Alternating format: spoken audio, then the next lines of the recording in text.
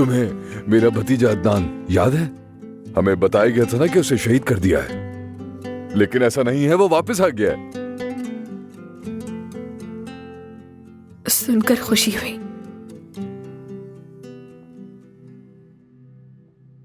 क्या हुआ, रो क्यों रही हो तुम? खुशी के आंसू हैं। अच्छा, चलाओ मैं तुम्हें उससे मिलवाता हूं।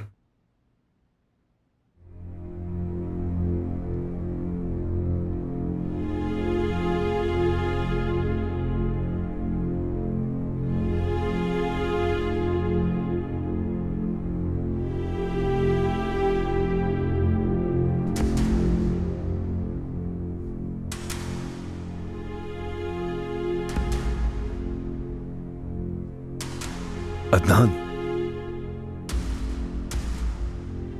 इससे मिलो।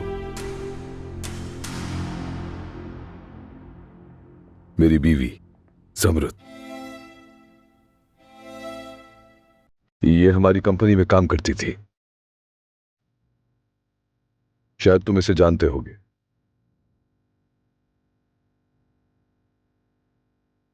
नहीं चाचा, मैं इन्हें नहीं जानता। क्या मतलब, कभी मुलाकात नहीं हुई?